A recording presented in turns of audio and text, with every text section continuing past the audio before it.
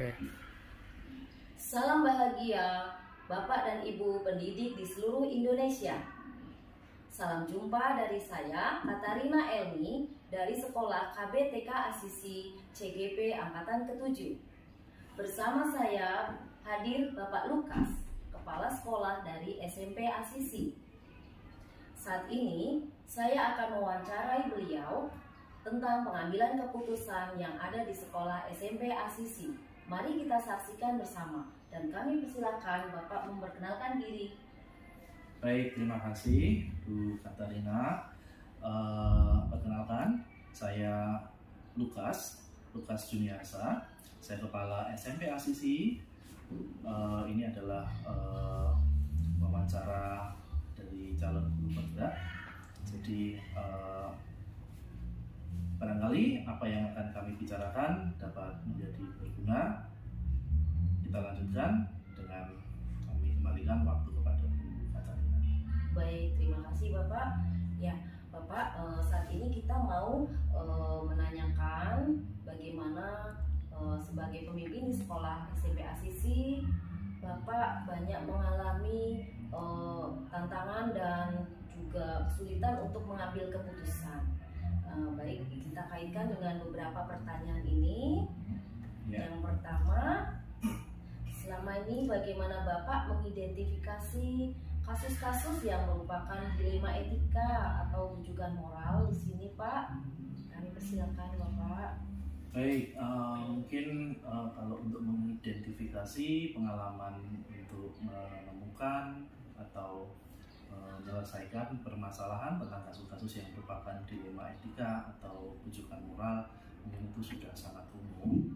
Yang jelas di sini sesuai dengan pengalaman yang saya alami, saya jalani ketika bertemu dengan dilema etika, memang saya harus mengidentifikasi.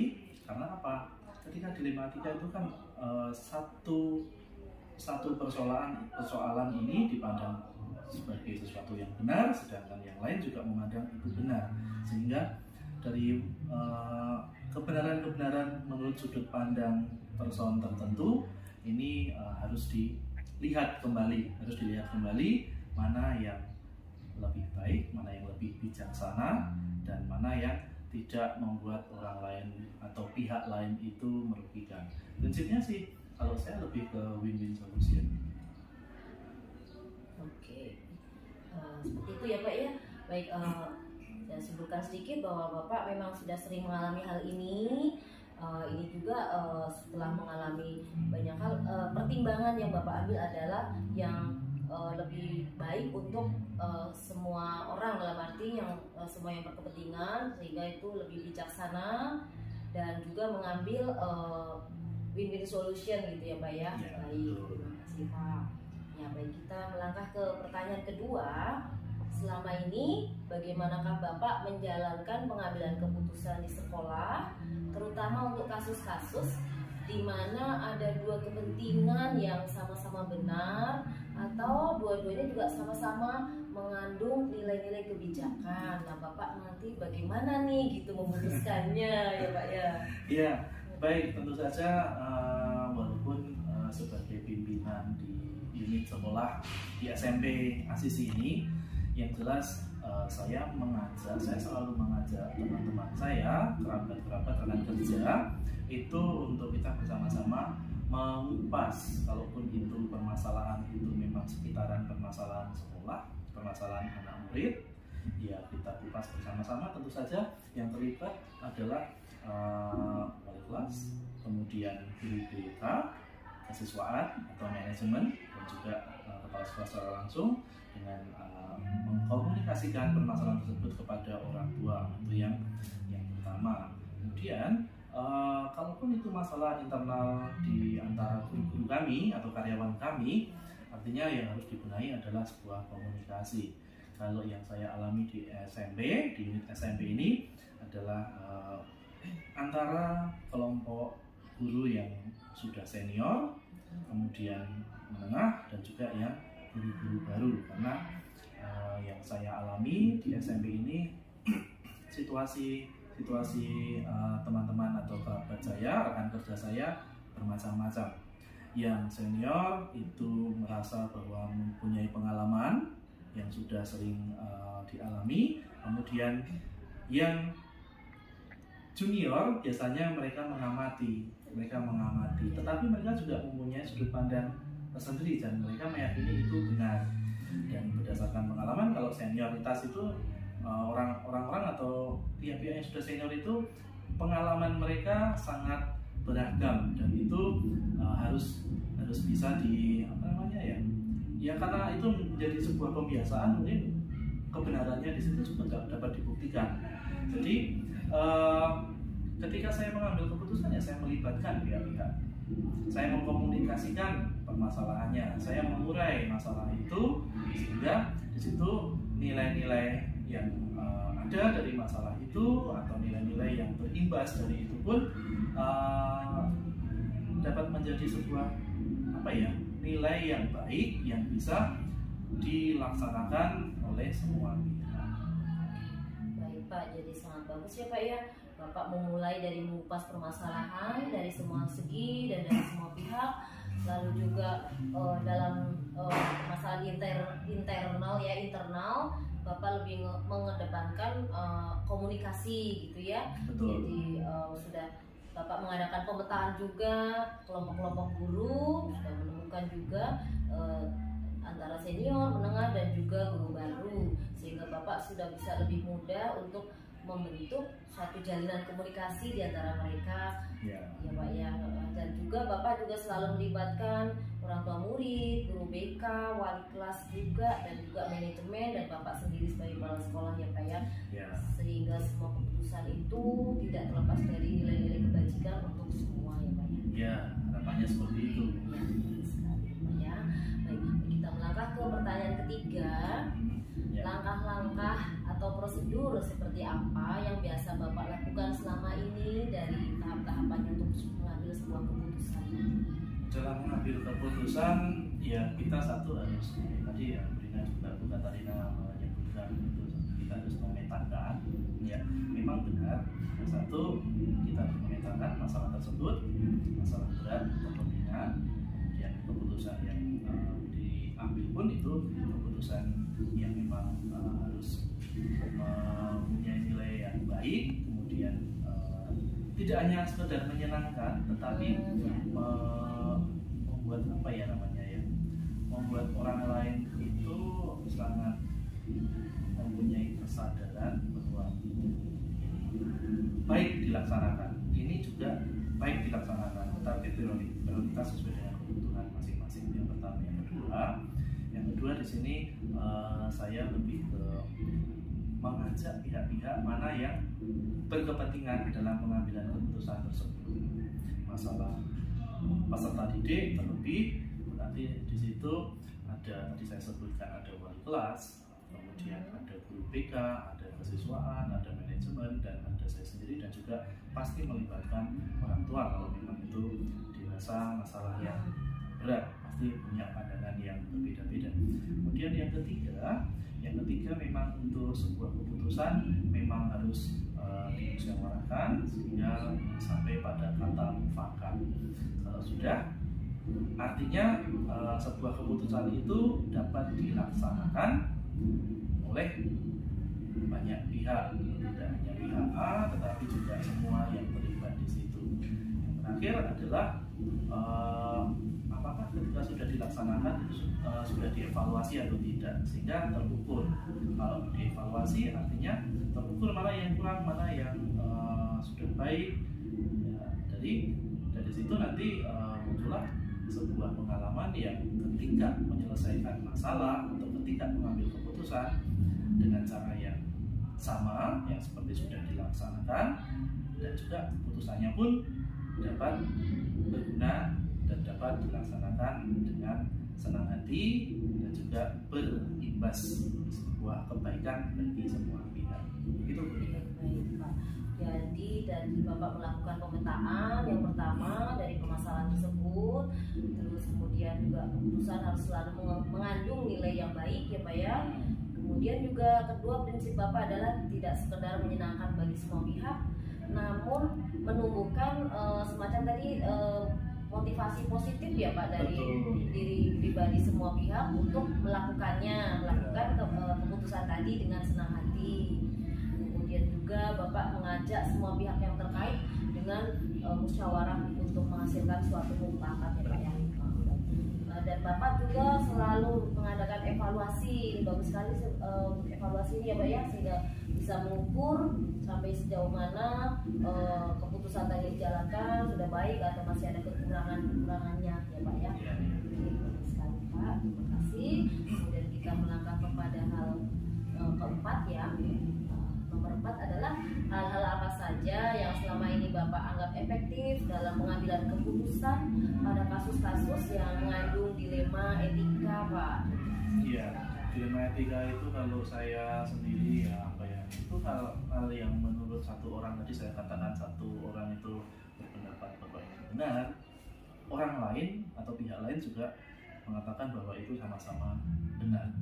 Di situ ya muncul harus apa ya, ada keterbukaan, saling menerima kebenaran tersebut. Kemudian satu hal yang apa ya, saya anggap efektif ya, berkomunikasi.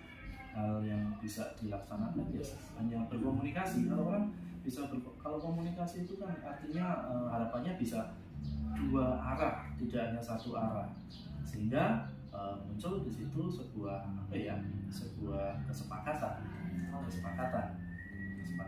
yang memang ya ini benar dan baik dilaksanakan. Ini juga tidak salah, ini juga benar dan juga baik dilaksanakan. Di situ maksudnya bukan berarti satu harus dikalahkan, itu tidak, Bu. Tetapi memang disadarkan bahwa misalnya kasus-kasus yang ada di SMP, misalnya satu orang siswa berpendapat bahwa pacaran itu baik, satu lagi pacaran itu tidak baik, itu kan semuanya sebetulnya benar menurut sudut pandang. Namun di sini yang saya putuskan adalah bagaimana kita melihat kasus dilema etika dalam situasi pacaran masa remaja SMP itu boleh dilakukan atau tidak. Biasanya itu saya komunikasikan dengan wali kelas, saya sampaikan juga ke IPK, ke orang tua pun juga kami sampaikan, sehingga mereka juga menyadari bahwa ini boleh asal bla bla bla bla, ini tidak boleh asal bla bla bla bla. Semuanya ya harus bijak dalam mengambil sebuah sikap. Oke, ya betul Pak. Jadi Bapak selalu mengedepankan keterbukaan karena ya semua kedua belah pihak biasanya pasti ada unsur kebenarannya masing-masing, dan hanya dengan keterbukaan maka bisa menerima kebenarannya dari lawannya, dalam arti itu ya tadi ya Pak ya. Kemudian juga Bapak mengedepankan komunikasi, bahwa komunikasi sangat efektif untuk membentuk satu kesepakatan bersama itu tadi ya Pak ya. Jadi tidak ada kata yang satu benar ataupun salah, namun hanya karena semua itu hanya karena perbedaan sudut pandang ya Pak ya. Dan Bapak tadi sudah mencontohkan kasus yang berada di SMP seputaran anak-anak murid juga, dan Bapak juga memberikan memanggil orang tua untuk membicarakannya bahwa ini boleh tapi harus ada syarat-syarat yang berlaku gitu ya, syarat dan ketentuannya ya Pak ya. Jadi tetap ada batasan-batasan moral ya Pak ya. Iya baik Pak, terima kasih untuk pertanyaan keempat ini. Kita lanjut ke pertanyaan kelima. Hal-hal apa saja yang selama ini merupakan tantangan dalam pengambilan keputusan pada kasus-kasus dilema etika? Jadi yang sangat terkadang menyulitkan Bapak atau harus membuat Bapak berpikir berkali-kali untuk mengambil keputusan tersebut ya Pak ya. Mungkin banyak dilema juga dalam diri Bapak sendiri karena harus memutuskan. Iya, satu memang dilemanya apa? Kalau keputusan yang diambil itu salah dalam artian sudah dilaksanakan, tetapi efeknya bukan kebaikan, tetapi menuai protes. Itu kadang-kadang ya saya khawatirkan, sehingga tantangannya pun saya, walaupun di sini saya sebagai pengambil keputusan, namun saya tidak sendiri, saya mempunyai tim, saya mempunyai tim manajemen yang di situ bisa saya ajak ngobrol.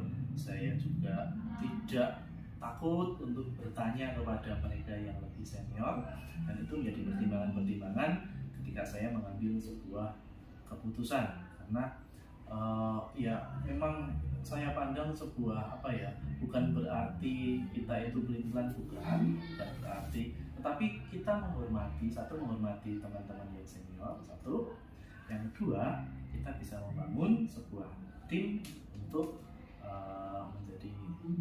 menjadikan kinerja kita itu lebih efektif, dan itu menjadi sebuah tantangan. Ya, takut salah itu pun tadi menjadi menjadi sesuatu yang sebetulnya tidak perlu ditakuti kembali kalau kita mau terbuka terhadap orang lain. Jadi kalau saya anggap itu sebagai tantangan ketika mengambil kasus dilematika, ya saya tidak takut untuk mengambil keputusan karena saya mempunyai tim atau teman kerja, dan juga saya mau terbuka terhadap mereka yang lebih senior dari saya. Kuncinya ya Pak ya. Jadi awalnya merupakan tantangan yang besar, namun karena sudah dijalankan oleh Bapak, maka sudah tidak menjadi suatu kekhawatiran lagi ya. Awalnya khawatir ada kesalahan di dalam mengambil keputusan lalu menimbulkan banyak protes, namun setelah Bapak menjalankan langkah-langkah yang cukup bijaksana, berdiskusi dengan tim manajemen, lalu juga tidak malu bertanya dengan senior, jadi seperti konsultasi juga ya Pak ya. Betul. Ya, menunjukkan rasa hormat dan juga tetap merangkul yang senior untuk menjadi tim kerja yang efektif itu ya Pak ya. Sangat bagus. Lebih seperti itu. Iya, sangat bagus ini Pak ya. Jadi menyemangati yang senior maupun junior juga kalau gitu ya Pak. Menyatukan gitu juga ya. Baik, itu yang kelima. Kemudian kita yang keenam, apakah Bapak memiliki sebuah tata kala atau jadwal tertentu dalam sebuah penyelesaian kasus dilema etika? Apakah Bapak langsung menyelesaikan di tempat itu atau memiliki sebuah jadwal untuk menyelesaikannya? Bentuk atau prosedur seperti apa yang biasa Bapak jalankan, atau ada langkah-langkah khusus, target-target tertentu seperti itu?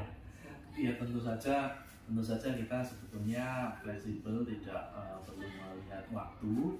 Namun yang penting adalah di sini supaya dalam mengambil keputusan tadi tidak terlalu lama.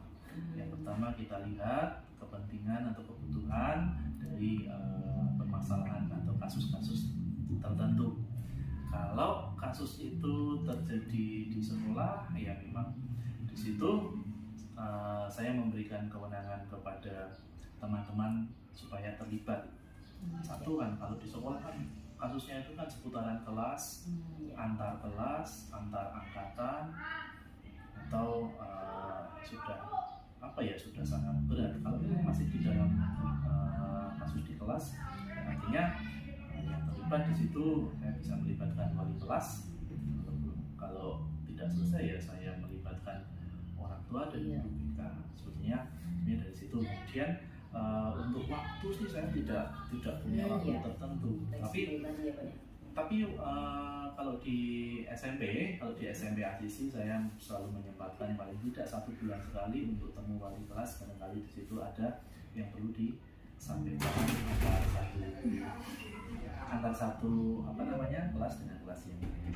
Ya, itu pun guru-guru yang lain, guru mata pelajaran, manajemen pun tahu sebetulnya ada permasalahan apa di situ. Tentunya 1 bulan sekali kita menyempatkan diri untuk saling sharing permasalahan di kelas. Tetapi untuk kasus-kasus tertentu ya on the spot. Kemudian kalau memang nggak selesai ya kami jadwalkan pertemuan dengan orang tua. Oke, jadi tadi ada pengelompokan kasus juga ya Pak ya. Kalau yang kasus yang ringan-ringan udah langsung bisa ditangani, maka on the spot juga ya Pak, dengan cepat langsung bisa Bapak putuskan dan ditangani. Kemudian untuk kasus-kasus yang agak berat tadi Bapak lebih fleksibel, jadi mengalir dan tahapannya tetap ada proses ya Pak ya. Iya.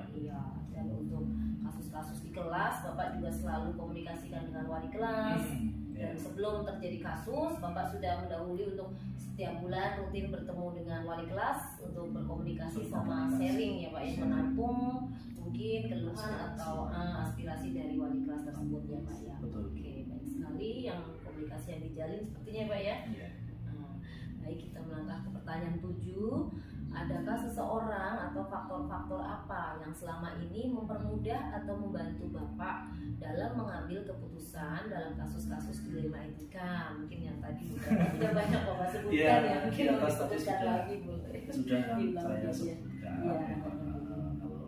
Kalau seseorang sih tidak, saya lebih ke teamwork management. Satu, yang kedua memang saya memang terbuka terhadap nasihat dari senior. Memang sering saya buka diskusi, mungkin tidak hanya yang senior, tetapi tadi saya di awal tadi saya sampaikan saya ingin melihat juga yang junior itu mempunyai pandangan yang berbeda, yang pastinya lebih update untuk kondisi yang sekarang, tapi tidak meninggalkan apa yang menjadi pengalaman para senior. Itu yang pertama. Kemudian faktor yang mempermudah, membantu, kalau di kami komunikasi antar guru karyawan itu selalu saya selalu buka. Kemudian kalaupun ada permasalahan yang muncul di saat tersebut, saya selalu memberikan waktu mereka menyampaikan, sehingga ketika ada kasus-kasus tertentu dan kita menjaga komunikasi itu berjalan dengan baik, saya sangat terbantu untuk menyelesaikan kasus-kasus terlebih dalam dilema etika. Oh, boleh tanya sedikit Pak, untuk pemberian waktu pada guru dan karyawan tadi selain yang sebulan sekali itu, atau ada waktu lain untuk yang memberikan waktu untuk mereka menyampaikan aspirasi atau ada teman-teman gitu? Ada sih sebetulnya. Setiap pagi saya selalu melakukan doa pagi dan briefing sebelum Bapak Ibu guru mengajar di kelas mereka masing-masing. 6:30 sampai kurang lebih jam 7 kurang 10 itu saya 20 menit di setiap pagi itu saya rasa sangat efektif untuk mengupdate informasi-informasi yang berkaitan dengan kegiatan di kelas maupun kegiatan OSIS maupun kegiatan bersama setiap angkatan. Saya kira tidak hanya 1 bulan sekali tadi yang harus kami sempatkan, tetapi ketika briefing itu Bapak Ibu guru yang mempunyai informasi ya saya persilahkan untuk menyampaikan. Tapi yang namanya briefing kan tapi hanya pendek-pendek sedikit ya. Oke, berarti tadi ada ya Pak ya, untuk bukan seseorang tapi memang tim-tim tertentu yang selalu juga dilibatkan dalam pengambilan keputusan ya Pak ya, tadi tim manajemen juga nasihat-nasihat dari senior gitu ya Pak ya. Betul.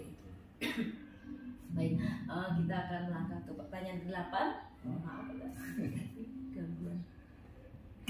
Dari semua hal yang telah disampaikan, sebentar Pak, saya dikat dulu. Ya. Oke Pak, baik, mari kita lanjutkan ke pertanyaan ke-8 ya Pak ya. Dari semua hal yang telah Bapak sampaikan, pembelajaran apa yang dapat Bapak petik atau nanti juga akan saya petik sebagai pembelajaran dari pengalaman Bapak yang mengambil keputusan dilema etika itu tadi Pak? Iya. Yang jelas kita jangan egois, karena walaupun kita sebagai pengambil keputusan, namun di situ banyak pihak yang bisa kita libatkan, yang bisa kita minta masukannya untuk memperkuat proses pengambilan keputusan kita, sehingga yang di sini yang tadi saya bilang tidak egois itu hasil dari pengambilan keputusan itu bisa dilakukan oleh semua pihak.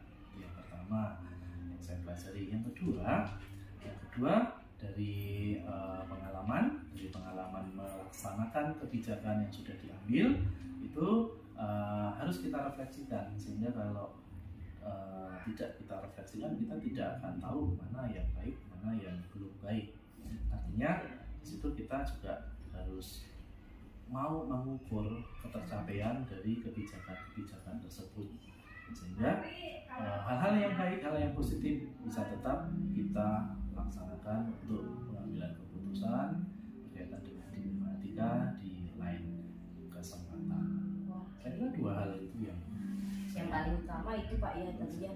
Oh ya, pokoknya Bapak itu menarik kesimpulan untuk diri sendiri juga seperti itu ya Pak ya. Jadi dalam mengambil keputusan itu kita tidak boleh egois gitu ya Pak ya. Betul. Tidak boleh mementingkan bahwa keputusan itu harus bisa dilakukan, ya bisa dilaksanakan oleh semua pihak itu dengan motivasi internal gitu ya Pak ya. Jadi dengan senang hati melakukannya gitu ya. Iya. Karena kadang kan kalau kita tidak men-setting tujuannya, kalau tujuannya baik, caranya baik, ya harapannya hasilnya pun baik juga. Iya, betul Pak ya. Nah, kemudian juga Bapak selalu mengadakan juga refleksi bahwa bagaimana nih, sejauh mana keputusan ini sudah tercapai kah, sudah dilaksanakan semua kah oleh rekan-rekan dan komunitas pendidik di SMP Asisi juga maupun anak-anak murid gitu ya Pak ya. Betul. Oke, seperti itu tadi ya. Jadi ini tadi hal-hal yang banyak saya pelajari juga dari Bapak ya. Ini buat pembelajaran sangat bermanfaat buat saya juga. Oke, saya mengucapkan terima kasih banyak Pak atas waktunya, juga atas sharingnya dan atas wawancara ini.